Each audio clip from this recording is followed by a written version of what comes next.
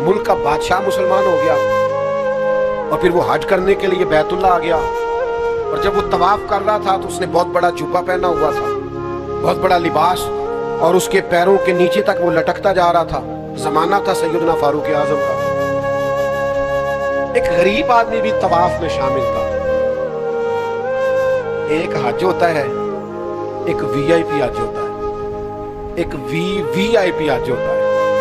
एक साहब मुझे कहने लगे कि हमारा पैकेज सबसे आला है। तो मैंने उन्हें कहा मसलन क्या आला है? कहने लगे कमरे बड़े बेहतरीन, रिहाइश बड़ी शानदार, खाना बड़ा जबरदस्त। तो मैंने कहा जब बैतुल्ला शरीफ में तवाफ करने जाएंगे तो फिर मेरा ख्याल है सारे इकट्ठे नहीं हो जाएंगे।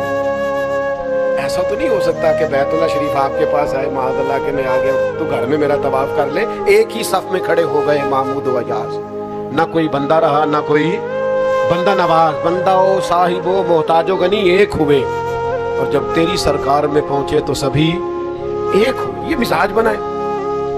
तो तवाफ में गरीब आदमी थे तो वो जुब्बा बहुत बड़ा पहना हुआ था, तो एक गरीब आदमी का पैर जुब्बे पे आ गया, और जब वो आगे बढ़ा और पीछे से उसका कुर्ता खींचा, तो बादशाह था, मिजाज बड़ा अनोखा था। पलट के उसने गरीब आदमी की तरफ देखा और एक थप्पड़ मार दिया। उसके होंठ फट गए, दांत टूट गए। और ये कोई वो वाला मामला नहीं था कि गरीब पर्चा कराने ही ना जाए कि क्या फायदा, मेरी कौन सी सुनी जानी है। चोरी हो गई 5-7 लाख की तो गरीब थाने नहीं जाते, वो कहते हैं छोड़ो कि ये ना हो इससे ज्यादा पर्चा कटवाने पे लग जाए, इल्ला माशा, रहने दो, जाते ही नहीं। गलत कह रहा हूं मैं गलत कह रहा हूं, सही नहीं कह रहा। गरीब आदमी थाने जाता ही नहीं, वो कहता हमें दीवार कौन फलांगने देगा, हमारी बात कौन सुनेगा। ये कैसे हो सकता है? जाते ही नहीं लोग, डरते हैं, सहमे हुए होते हैं। और एक दोस्त तो मुझे कहने लगे हजरत चोर से ज्यादा तो मुद्दई से सवाल पूछे जाते हैं, तो हमें तो खुद लगता है कि चोर तो हम हैं शायद, तो छोड़े, क्या जरूरत है जाने की। कैफियत बड़ी मुनफरद है। चले मेरे मोहब्बत वाले दोस्त बैठे हुए हैं, मैंने फैसला किया आज रियायत ना देने का। तो ये सस्ता और महंगा वकील क्या होता है? कानून एक ही नहीं, कानून की किताबें नहीं, कोई नहीं पता आपको, मेरा ख्याल आईन एक ही नहीं, तो सस्ता महंगा वकील क्या होता है पता है आपको? बताओ, पेज जरा सही आने चाहिए, जरा थोड़ा माहौल। बड़े बड़े अच्छे लोग भी हैं इस शोबे में, क्या बात, अल्लाह ताला बरकत अता फरमाए। लेकिन क्या होता है, ये हमने यहाँ भी एक स्टैंडर्ड बना लिया है, यहाँ भी एक माहौल बना लिया है। हालांकि कानून अगर एक जैसा है तो उसका निफाज भी एक जैसा है। कुछ जगह तो ऐसी हैं, यानी एक दोस्त मेरे पास आए थोड़े दिन हुए, कहने लगे अब मुकदमा ठीक हो जाएगा, मैंने बड़ा महंगा वकील किया। मैंने कहा मसला वो क्या कर लेगा, मुझे बताएं तो सही। कानून भी वही है, आइन भी वही है, तो ये क्या फलसफा है? इस तरह हम, और आप यकीन करें आपको तरीका आना चाहिए कानून से खेलने का। लोग इस तरह खेलते हैं, हद हो जाती है। को पता है खेलना कैसे? खुदा रहा ये हाल ना करे। ये किसी जमहूरी मुल्क का हाल तो हो सकता है, किसी डिक्टेटर मुल्क का, बादशाहत वाले का हाल तो हो सकता है, पर इस्लामी मुल्क का ये हाल नहीं होता। बंदों से ज्यादा आप इस बात की फिक्र करें कि अल्लाह के हुजूर हाजिर होना है। वो जबिल्ला ने थप्पड़ मार दिया एक गरीब मुसलमान को, मुकदमा सीधा, ना तो गया एसएचओ के पास और ना गया एसपी के पास और ना डीएसपी के पास और ना किसी बड़ी जगह नहीं, वो सीधा मुकदमा अमीरुल मोमिनीन के दरबार में, सैयदना फारूक आजम के पास। ये मेरा होंठ है, ये मेरा दांत, जुर्म मेरा ये है कि तवाफ के दौरान एक बादशाह के जुब्बे पर मेरा पैर आया है। ये उम्र है, ये तसलसल है खिलाफत का, ये मिजाज है जो रसूल रहमत का दिया हुआ है, ये है निफाज दीन, ये है शरीयत इस्लामिया का कयाम, ये है हुदूदुल्लाह की पासदारी। हजरत उमर ने उस बादशाह को बुलाया, फरमाया यहां इस गरीब को राजी कर लो, यहां कल शाम को तुम्हें बदला देना पड़ेगा। तो कहने लगा मैं बादशाह हूं, मैं भी बदला दूंगा। फरमाया सारे ही देंगे, ये हुजूर का दीन है, इसमें कोई अमीर गरीब नहीं होता। आपको बदला देना है, आपको कटहरे में आना है, आपको जिम्मेदारी है आपकी। आपको बता क्यों थप्पड़ मारा आपने? कहने लगा मैं तो इस्लाम इसलिए लाया था कि मेरी इज्जत और बढ़ जाएगी। तो आपने फरमाया तू बदला दे, इज्जत इसी में है, वाह मैदान में आ। अल्लाह अकबर। उसने कहा मुझे एक रात की मोहलत दे दे, सुबह मैं बताऊंगा। रात को उसने उठाया सारा सामान और वो भाग गया वापस, और अपने मुल्क में जाके फिर से ईसाई हो गया, मुर्तद हो गया। लोगों ने हजरत उमर से कहा, गोया कहने वालों ने कहा और सोचा कि जनाब एक बादशाह वक्त को जाया किया। तो तारीख मुस्कुरा के कह रही थी उमर ने बंदा जाया नहीं किया, उमर ने रसूलुल्लाह का दीन नाफिज किया। आप दीन नाफिज करें, जो जाया होता है सो जाया ہو جائے، ہمیں سب سے پہلے اپنے آپ پر قانون کو، دین کو نافذ کرنا، اپنے گھر پہ دین کو نافذ کرنا۔ امام علی مقام رضی اللہ تعالیٰ عنہ، ان کے میدان میں نکلنے کا فلسفہ آپ سمجھیں۔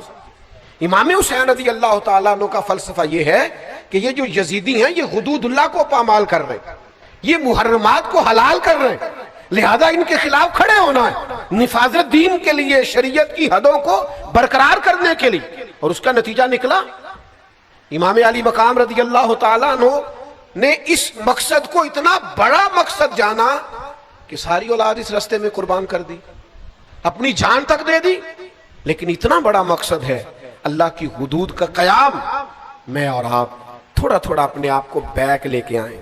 جو فلاں صاحب ہوتے ہیں اور پھر لوگ آ کے نا بڑی کہانیاں سناتے ہیں، میں بینک میں گیا تھا جی، دین کی بڑی برکت ہے، لوگ بڑے کھڑے تھے، انہوں نے مجھے اندر بلا لیا، میں نے کہا آپ کو دھوکہ ہوا ہے، ہم مہربانی فرمائیں، آپ کو لائن میں ہی رہنا چاہیے تھا، یہی آپ کے لیے بہتر تھا، اور اسی میں عافیت تھی، اسی میں آسانی تھی۔ لیکن وہ تھوڑا سا دنیا سے ہٹ کے ہونے میں نفس کی بڑی خواہش ہے، تسکین ہے، تو ذرا لوگ تھوڑا سا اس کو بڑھا چڑھا کے پیش کرتے ہیں، تھوڑا سا اس میں لوگ مطلب میں ہمارے سنگی احباب اور دیگر حضرات میں سے کچھ لوگوں کا یہ خیال ہوتا ہے کہ ہم کسی محفل میں شامل نہ ہوں، ہم کسی دینی تقریب میں کسی عالم کی، کسی مبلغ کی کوئی بات نہ سنیں، ہم الگ سے جائیں تاکہ ہماری ویڈیو بن جائے، ہماری فوٹو آ جائے، ہمارے تعلقات کا پتہ ہو جائے۔ ہمارے اصحاب قبلہ عالم فرمایا کرتے تھے جو فیض مسلمانوں کے اجتماعی مل کے بیٹھنے میں ہوتا ہے وہ اکیلے اکیلے بات کرنے میں نہیں ہوتا۔ میرے عزیزو، امام علی مقام کے پیغام کو سمجھیے۔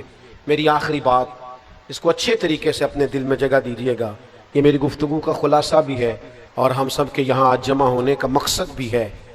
شریعت اسلامیہ کو سمجھیے، شریعت کے مزاج کو سمجھیے، اور دین دنیا میں نافذ ہونے کے لیے آیا ہے، اس کے نفاذ کے لیے اپنے آپ کو پیش کیجیے۔ شریعت اسلامیہ کے جو قانون ہیں، حلال و حرام کے جو مسائل ہیں، ان کو سمجھیے، اس پر غور کیجیے، اور سب سے پہلے اپنے آپ کو پیش کیجیے، دین کا نفاذ کیجیے، پھر اپنے بچوں پر، پھر اپنے گھر پر، پھر آپ کے دوست، اپنے دوستوں میں اس بات کی ترویج کیجیے کہ یہ شریعت کا حلال ہے اور یہ شریعت کا حرام ہے۔ وہ ماحول نہ بنائیے کہ دوست جرم کر کے آیا اور ہم نے اسے پناہ دینی۔ دوست ہی مشکل وقت میں کام آتے ہیں، یہ زیادتی ہے دوست کے ساتھ۔ آپ اس کے مشکل وقت میں کام نہیں آ رہے، اس کے غلط وقت میں کام آ رہے۔ آپ کوشش کیجئے، توجہ دلائیے کہ میرے بھائی یہ آپ نے غلط کیا ہے، آپ اپنی غلطی کا ازالہ کریں، کبھی مجرموں کے ساتھ کھڑے نہ ہوں، کبھی ظالموں کے ساتھ کھڑے نہ ہوں۔ امام حسین رضی اللہ تعالیٰ عنہ کی فکر یہ ہے کہ آپ اپنے بچوں کے ساتھ ہوں، مستورات کے ساتھ ہوں، اہل خانہ کے ساتھ ہوں، لیکن آپ کو حق کے لیے کھڑا ہونا پڑے تو آپ ڈٹ جائیں، میدان میں رہیں، لیکن تھوڑی سی بھی کسی مقام پر بھی آپ لچک کا مظاہرہ نہ کریں۔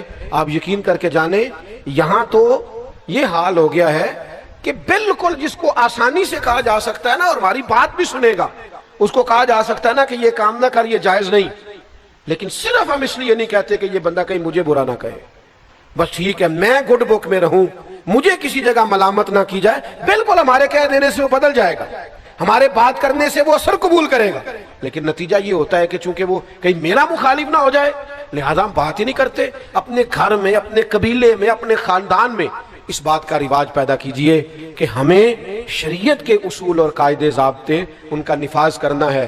اللہ کے حبیب علیہ السلام نے دعا دی، کہا اے اللہ اس مرد پہ رحم فرما جو صبح نماز کے لیے اپنی بیوی کو جگاتا ہے، کہا اے اللہ اس عورت پر رحم فرما جو صبح نماز کے لیے اپنے شوہر کو جگاتی ہے۔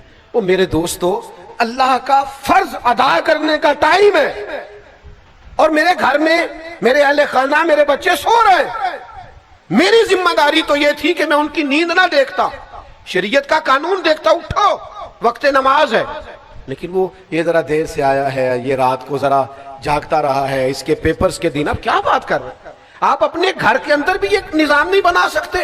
میں تو ان بزرگوں کو جانتا ہوں جو کہتے تھے پتر آج میرے لیے کھانا نہ بنانا، اگر تو نماز کے لیے بر وقت نہیں اٹھ سکتی تو میرا بیٹا میرے کھانے کا تو گزارا ہو جائے گا، میں ہوٹل سے بھی کھا لوں گا، مجھے ڈر آتا ہے۔ تو اللہ کی حدوں کو توڑتے، سمجھتے نہیں بات کو۔ خدا را تھوڑا سا شریعت کے ماحول میں اپنے آپ کو ڈھالیے، امام حسین کی اصل فکر کو سمجھیے۔ میں نے جمعے میں کہا تھا، پھر کہتا ہوں، امام حسین کو ذاکروں، خطیبوں، نقیبوں، شاعروں، ادیبوں سے نہ سنا کریں صرف۔ امام حسین کو سننا ہو تو شریعت کا قانون دیکھیں، قرآن کی آیات پڑھیں، حضور کا اسوہ نور دیکھیں، خلفائے راشدین کی زندگیاں دیکھیں، امام علی مقام آپ کو سمجھ آئے گا۔ کوئی ان کا انوکھا فلسفہ نہیں ہے، وہ نفاذ قرآن کے لیے اور نفاذ شریعت کے لیے میدان میں ہے، وہ اللہ کا دین نافذ کرنے کے لیے میدان میں، وہ نظام خلافت کو پھر سے قائم کرنے کے لیے میدان میں۔ ہم نے اس کو موضوع تقریر بنا لیا، نکتہ افرینی، ہر سال ایک نیا نکتہ کربلا میں سننے کو ملتا ہے، ہر سال ایک نئی داستان سرائی اور نئی لذت سے واقع کربلا چھوڑ دیں آپ۔ یہ کیا ہے؟ سادہ سا ان کا فلسفہ ہے، سادہ سا، کہ ہمیں شریعت اسلامیہ کے ساتھ کھڑا ہونا ہے، اور امام علی مقام کے ماننے والوں کو بھی چاہیے ایسا نہ ہو کہ سارا سال یزیدیوں کے ساتھ رہیں اور یکم سے 10 محرم تک وہ حسینی بن کے میدان میں آ جائیں۔ ہم سے نہ رقم ہوں گے قصیدے یزید کے، ہم لوگ تو حسین کے سیرت نگار ہیں۔